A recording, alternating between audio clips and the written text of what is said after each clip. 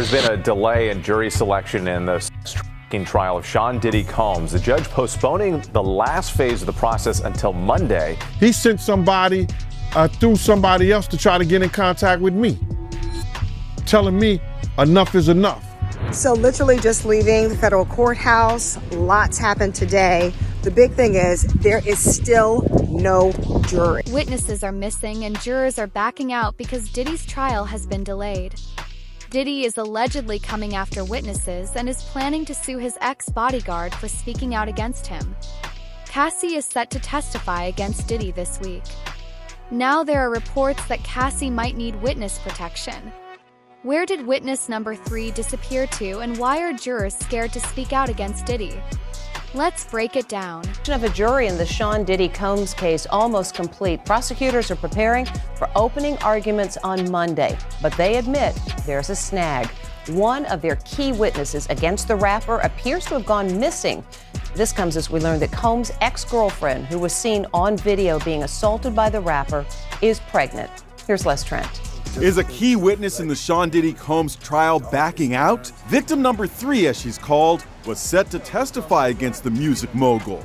The name of victim number 3 was going to be revealed when she took the stand, but the woman has apparently gone missing, and prosecutors say they've been unable to reach her. People just get nervous, and this person could just be nervous and just has had second thoughts. If the prosecutor can't find this witness, how might it affect the case? Look, I don't think it's going to have a tremendous effect. The prosecution is going to call a number of alleged victims. So look, this is just one less. Someone else is also getting cold feet. A juror sent an email to the judge asking to be removed from the panel for issues of personal well-being. Prosecutors just revealed that victim 3 is missing. There are reports that Diddy has something to do with their disappearance. Diddy has a habit of coming after people who speak out against him. Also, Diddy was constantly trying to contact and intimidate witnesses from inside prison. Well, I mean, on the surface, if the prosecutor's claims are true, this seems like pretty much textbook witness tampering, right? I mean, it appears to be an effort to either, in some cases, intimidate witnesses from testifying against him, or there have been other reports of sort of inducing people to make statements in his defense. There was some allegation that in one instance this was a statement that he, in essence, dictated or drafted with a woman who made a statement that was attempting to rebut one of the accusers, I believe, in a civil case against him. I mean, witness tampering is bad. The things that Sean Combs is accused of are terrible. He pleads his innocence. The justice system will presumably work its way through. It is likely that there is some underlying truth to at least some of the allegations. There might be a lot of underlying truth to a lot of the allegations. There's probably some bandwagoning going on. We spoke to an attorney who's for one of the alleged victims of Diddy a few weeks ago. I believe Amber Nomiki and I did. And you know, they said they had calls, they had information, they had people, hundreds of them, come forward. They're not going to represent all of them. They're, you know, which ones have evidence that can be compelling, what are the best cases to bring that. I also saw a story in the New York Post, this is from a week ago, about Diddy stuff that I wanted to read the headline of. Woman claims she saw minors dressed as Harajuku Barbies at Sean Diddy Combs' FreakOFF parties, what he was describing there to Conan some years ago. Said these were sex-fueled parties with what she initially thought were little people dressed as Japanese Barbies. And she said, this is her talking to TMZ, are those midgets? And she actually thinks they were kids dressed up in sexy. Oh, gross. So again, that's just from someone who provided this information to TMZ for a documentary, but pretty disgusting. It is, no. Call records from the Metropolitan Detention Center where Diddy is held show he tried to pay off witnesses. In one case, he called a victim 200 times trying to intimidate and pay them off. Diddy called his family members and asked them to add a victim or witness to the call so no one could track who he was talking to.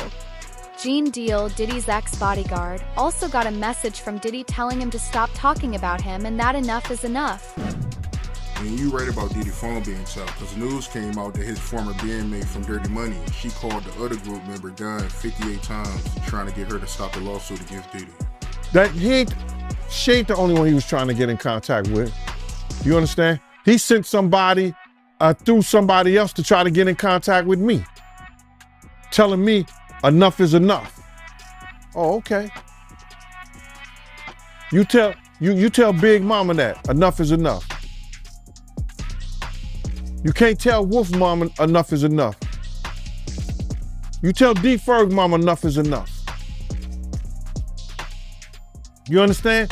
You tell all those people who supported you and they survivors, enough is enough. You didn't tell me about that. So he tried to get somebody to reach out to you? No, I got a phone call from Kirk Burroughs. And Kirk Burroughs, and I ain't gonna even give this guy no play. Not Kirk Burroughs, but one of the Puff dudes that I know that's real close to him said, Kirk told me, yo, he wanna reach out to you, Gene. He wanna speak to you. I said, speak to me for what? What do you want to speak to me for? If he's trying to speak to me, it's for Puff. Point blank. I know the dude. I know how close he is to Puff. He's been with Puff from day one. So he ain't got nothing to say to me, bro. But Kirk Burroughs did say to me that the dude said enough is enough. When do it becomes enough? This is relayed to me by Kirk Burroughs. This guy is like this with Diddy. You seen him on Drink Champs with him. You see him walking the streets in Miami with him, the whole 9 yards. So I'm saying to him, what does he want to talk to me for? He ain't got nothing to say to me. He said, yo, Gene, he said enough is enough. You know what I'm saying? Enough is enough to what? And I told Kirk Burroughs, yo, if he wanted, I said, he don't want to talk to me for himself. He wanted to talk to me for Diddy. And I ain't got nothing to say to him. He ain't said enough to Wolf Mother when he cursed out and told her all kinds of shit. Did he say enough to Big's mother? What do you mean enough is enough? And that's how that conversation went. How did you feel about it after you were done? I felt that, like, because they must have got at Kirk Burroughs. Because Kirk called me with the bullshit. Yo, you gotta fix that. You know this, man. God, excuse me. Listen here, bro. I don't care nothing about none of these industry cats and what they do and how they do it. That's their business. You understand? I don't tell a man how to screw his wife and how to spend his money. You don't tell me what I gotta do with my time. Point blank.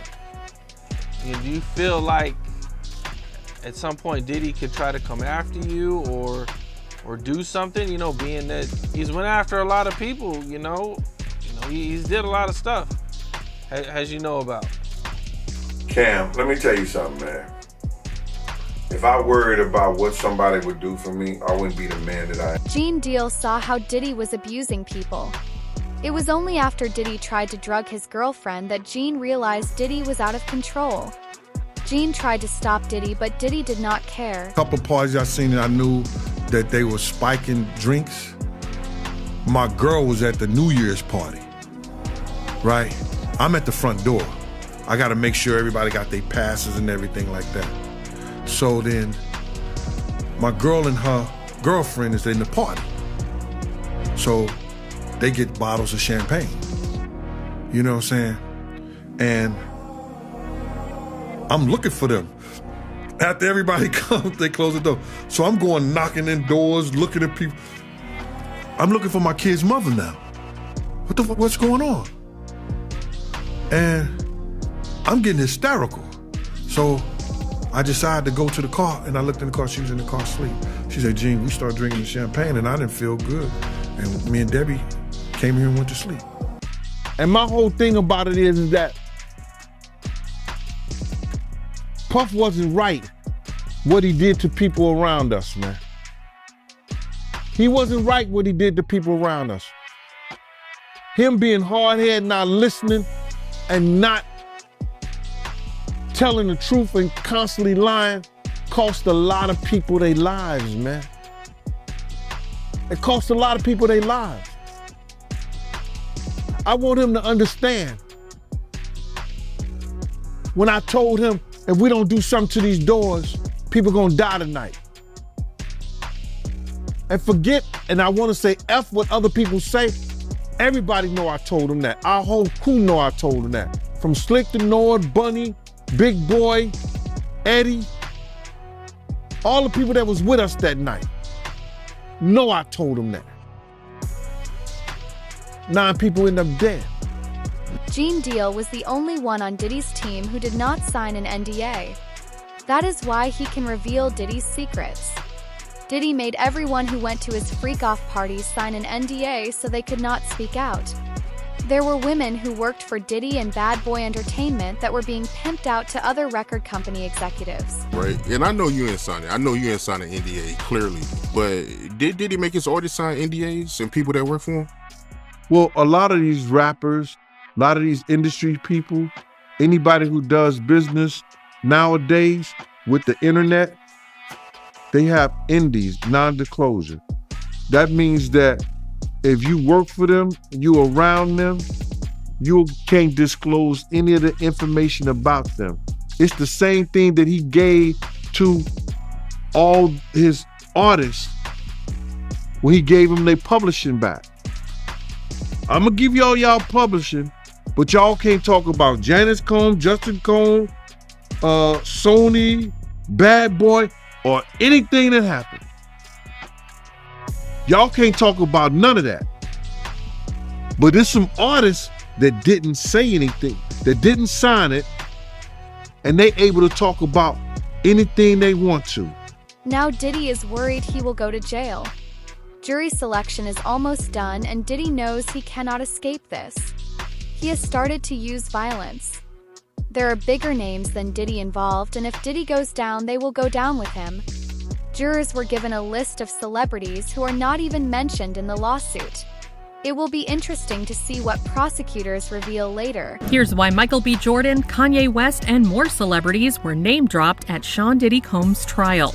As jury selection in the mogul's sex trafficking trial got underway May 5th in New York, NBC News reports prospective jurors were shown a list of more than 100 names of people and places that may be referenced during the trial, including actors Michael B. Jordan, Mike Myers, and rapper Kanye West. While the aforementioned celebrities are not implicated in the case, the potential jurors were asked whether they knew any of the names listed and whether it would impact their ability to be impartial, per the outlet. Attorneys did not share an explanation for the list. The names of women who have taken legal action against Combs were also on the list, including his ex-girlfriend Cassie Ventura, whose November 2023 sexual abuse lawsuit against the rapper was settled one day after it was filed. Danny DeCane alum Dawn Richard, who accused Combs of sexual assault in a lawsuit filed in September, was also listed. Combs has denied any wrongdoing in both cases. The candidates are being asked about their own connections to or impressions of an array of celebrities, and with no explanation why, at least not yet. The parlor games have begun, my friends. Everybody is trying to connect the dots between the shiny, famous names and the beleaguered rap star Diddy and the charges. Just today, the name Robert Downey Jr. came up in court. When a prospective juror said that he knew a Robert Downey in high school, it was kind of funny. But Robert Downey, the actor, and Diddy apparently do know each other and have been seen together in public. But Robert Downey Jr. reportedly never attended Diddy's parties. So if he does figure into this trial somehow, it's going to be a lot of news to a lot of us. Mike Myers, another favorite Canadian, favorite actor, favorite comedian. He is on the jury question list as well. And that too is a tongue-wagging mystery. Some of Diddy's friends are being named, but others are stepping away from the spotlight because they know how bad the backlash will be. Diddy was given a plea deal to snitch on the people he worked with. These alleged criminals are worried. Dallas Bishop and TD Jake stepped down as lead pastors of the Potter's House mega church days after it was revealed that Diddy had a plea deal to snitch. Big breaking news tonight. For the first time in the history of New York City, a sitting mayor has been indicted for crimes. ABC News reporting that Mayor Eric Adams has been indicted by a federal grand jury. We do not know yet the exact charges. Federal authorities have been investigating Adams and members of his staff, issuing subpoenas for documents and cell phones. Several members of administration have resigned, some of them also friends of Mayor Adams. Again, Eric Adams, the 110th mayor of New York, has been indicted by a federal grand jury. We'll have the latest online and tonight on Eyewitness News at 11. This was a shock to many in the religious community. Bishop T.D. Jakes has been a spiritual advisor to presidents and a religious voice to thousands. Now he says it's time to pass the baton to a new generation. This is a beautiful moment for me. From the pulpit Sunday, Bishop T.D. Jakes announced that he was stepping down from leadership at the Potter's House, the Dallas megachurch he founded in 1996 and has led ever since. I cannot afford, especially after November, to risk something happening to me and you be sheep without a shepherd. This is video from the service Jakes is referencing in November. It wasn't until months after his medical incident that he confirmed to the public he had a heart attack. Now, 5 months later, he told his congregation he had been preparing his daughter, Pastor Sarah Jakes Roberts, and his son-in-law, Pastor Torrey Roberts, to take the lead. Because witnesses are no longer safe, jury selection is on hold and Diddy's trial is postponed. It is clear now that witnesses need federal protection to keep Diddy's friends from hurting them. Literally just leaving the federal courthouse. Lots happened today. The big thing is there is still no jury. They're so concerned about jurors backing out over the weekend once they find out that they're actually on the jury, that they're going to bring 43 of them back on Monday morning. They're going to strike them and then go right into opening statements. Part of that is because they received an email overnight that one juror backed out. She was like, this is just too much. I can't do it. Too much pressure. They had to strike another juror who did not give accurate information.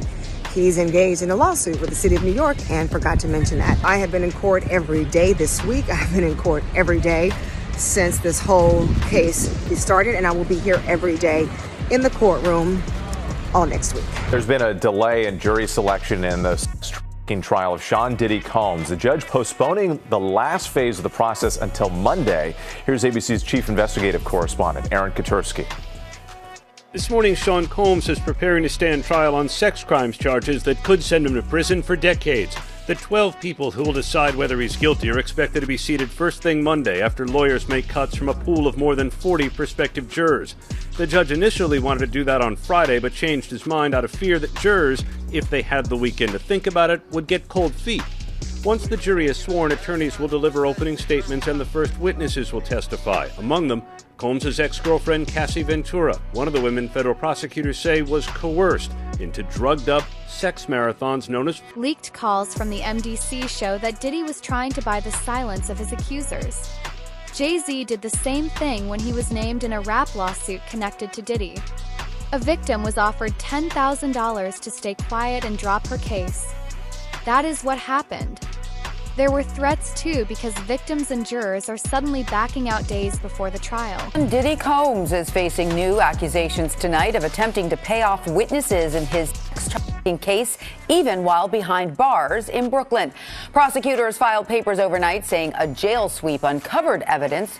Combs recently paid off an unnamed witness who had posted a statement to Instagram in what prosecutors say was an effort to try and taint the potential jury pool. The filing also accuses Combs of using phone accounts for at least 8 other inmates. Combs' legal team continues to ask the judge to give him a bail option, but prosecutors are again arguing bail should be denied. With having $75 million at his disposal, isn't that by nature the exact thing that they're worried about? If you have this much money, that you could make this thing, you could probably make people disappear if you really opted to. See, this is the thing. That'll just make more trouble. Why would he make more trouble now? He done already bought off and paid off everybody he possibly could. Have you looked at the indictment? Like, he called some witnesses up to 54 times. Yeah, 200 and how many Angel? 200 something people he tried to reach out to. Like, what are you running, a telethon or a telemarketing agency? Telemarketers don't make that many calls in one day. Or sometimes not even in a week, all depending on you was on that. You down for Diddy? What happens with exposures? You make yourself vulnerable to all kinds of attacks, seen and unseen. What happened to my friend? When he passed away, there was $250,000 on my head and $150,000 on his. But what if I had decided to go back with my head held low and said, Sean, I'm willing to play the game, and then found a way to get inside of him and move him around? Diddy's new legal plan is to try to blame the victims. His lawyers say Cassie was violent in the relationship and Diddy was only defending himself. This is not believable and can be disproved by the tape of Diddy beating Cassie. Diddy is a dangerous and violent man. Right, now let's get into what's going on with this Diddy trial, because there are some new things coming out as they're in the courtroom. And one thing that Diddy's defense team is leaning in on is saying that, yes, Diddy was abusive toward his ex Cassie, but they're also saying that she was no angel and allegedly got violent with him as well. It's day 4 of the Diddy trial, and the prosecutor and Diddy's attorney had a very interesting exchange with the judge. It kicked off with Johnson telling the judge that the victim one, who they believe is Cassie, will not be cross-examined about certain medical issues. But that's when Diddy's attorney said the defense is going to take the position there was a mutual violence in their relationship, hitting on both sides, DV, domestic violence. He said, we are absolutely going to admit to domestic violence, but at what point does it become coercive? And that's when the judge clarified, saying, you're arguing that they are just violent. And he said, right, we are saying that it's relevant. They also said they're submitting a letter to the court on the topic, and they're going to offer 2 cell phone videos and the corrected CNN footage of that infamous tape where you saw Diddy beating Cassie up at the Intercontinental Hotel in LA. If you recall, Diddy's team had been saying that tape was doctored, there was more to it. And so I guess they have the full video they are claiming that they're planning to bring up in court. So we'll see what happens. As legal battles continue to mount for music mogul Sean Diddy Combs, his attorneys have pushed back against abuse allegations made by singer Cassie Ventura by claiming she too engaged in violent behavior during their relationship. In newly surfaced legal responses, Diddy's team argues that the narrative of him being the sole aggressor is one-sided, and they intend to present evidence suggesting mutual volatility.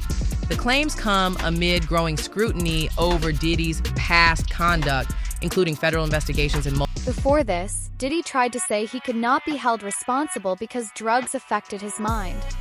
His lawyers said that because of drugs and alcohol, Diddy did not know what he was doing was wrong and should not be blamed. According to Diddy's defense, what he's saying is that his mental capacity to commit the crimes while he was wasted is part of why he's saying, he should not be charged in these crimes. He even has a doctor who is lined up to testify. Now, prosecutors have filed their opposition to this line of testimony. Basically, they're saying he has a mental condition bearing on the issue of guilt. So I don't know what he's trying to pull here. Right. But which crime is he saying he did it? I guess what he's saying is the effects of the drugs and alcohol on his memory and cognitive function. They're saying his defense is trying to say because of that, he shouldn't be held liable for what happened. So I don't know. This should be interesting to see how this plays out. Prosecutors also want to block testimony of a forensic video expert that says that video was basically altered. That's what Diddy Which was video? into. The Cassie With video? Cassie, yes. Yeah. All this proves that Diddy is guilty and now just lying to avoid jail. This is why Diddy's lawyer and the law firm he worked with for over 20 years dropped him. They saw Diddy as a liability and knew this case could not be won. Sean Diddy Combs' legal team is getting a little smaller. As the rap mogul's defense team prepares for his May trial on sex trafficking charges, his attorney Anthony Rico respectfully but regrettably requested to be dismissed from his role, according to documents obtained by NBC News. Rico, who is one of 6 attorneys on the case, requested in the February 21st filing to withdraw as representation because, quote, under no circumstances can I continue to effectively serve as counsel for Sean Combs, consistent with the ABA standards for criminal justice. The motion continues, quote, while I'm aware that the local rule requires that an application for withdrawal of counsel is supported and granted only upon a showing by affidavit or otherwise of satisfactory reasons for withdrawal, there are sufficient reasons related to the protections afforded by the attorney-client privilege for brevity in my application for withdrawal as counsel in this case. So the high-powered law firm of Grubman, Shire, Masalis, and Sachs has dropped Combs as a client. Now, this is the firm of Alan Grubman, who is a very prominent entertainment lawyer that represents some very big names. The Weeknd, Madonna, Chris Brown, Paul Simon, Usher, Bruce Springsteen. In fact, by the way, Alan Grubman was inducted into the Rock and Roll Hall of Fame. He actually helped found that back in the 1980s. So it gives you an idea about how big of a powerhouse this firm is. Now let's go back to Sean Combs. So the rumor circulating is that this firm did this because singer and actress Lady Gaga had threatened to leave the firm unless they parted ways with Combs. This is according to reporting by News Nation. And it's a big deal because the rapper and producer had apparently been with Grubman's firm for over 20 years. He was friends with Alan Grubman by all accounts. Diddy is nervous and has been trying to get rid of evidence for months. His lawyers are challenging the search warrants for his homes in Los Angeles and Miami. They say the warrants were not legal and everything found should be excluded. Jury selection is officially underway in the sex trafficking trial of Sean Diddy Combs. Chloe Malas was in federal court today. And Chloe, no jurors selected, but a pretty revealing start to the 8-week trial. Lester, that's right. It was an illuminating first day of court. Combs entered the courtroom wearing a crew neck sweater and a white button-down shirt. He had some gray in his hair and in his goatee. And at one point, he told the judge that he needed to use the bathroom and that he was feeling a little bit nervous. Now, also, several celebrities were named today, although they haven't been accused of any wrongdoing. They might be mentioned during the course of the trial. Their names are Michael B. Jordan, Mike Myers, Kanye West, and his former girlfriend, Cassie Ventura, who has accused him of years of physical and emotional abuse. And she is expected to testify during the trial. Now, Combs has vehemently denied all of the allegations against him. I also want to point out that celebrity attorney Mark Garagos, he was present in the courtroom. His daughter is Tenny Garagos, one of the lead attorneys for Combs throughout this trial. Now, a source telling NBC News that he hasn't joined the team, but he is advising on jury selection. Now, to Sean Diddy Combs, looking to suppress evidence in his federal trial. Senior investigative correspondent Aaron Katersky is back with the story. Good morning again, Aaron. And to you, Michael. You'll remember federal agents from Homeland Security investigations were hardly shy when they raided Sean Combs' opulent homes in Los Angeles and Miami, guns drawn. The jailed music mogul now argues those searches and other searches of his iCloud accounts, electronic devices, and New York City hotel room following his arrest were unconstitutional. His lawyers argue evidence obtained through those searches must be suppressed. Diddy's lawyers say the government presented a grossly distorted picture of reality when applying for the search warrants, omitting certain facts and including salacious details from an unnamed producer that were never credible. Combs has pleaded not guilty to racketeering conspiracy, sex trafficking, and prostitution charges. The defense is also arguing here his ex-girlfriend, Cassie Ventura, was a willing participant in drug-fueled sex performances called FreakOffs, not coerced, as prosecutors allege. This latest challenge to his case comes 3 months before trial, and as Combs loses one of his attorneys, Anthony Rico says under no circumstances can he continue to represent Combs. He offered no details about that decision, Robin. Okay. All right. Thanks to you, Aaron. From leaked tapes to silenced witnesses and a defense team trying everything, Diddy is fighting hard to hide the truth. But with the world watching and more names coming out, the question is not if the house of cards will fall, but who will fall with him. Don't forget to like, comment, and subscribe for the next update. This story is far from over.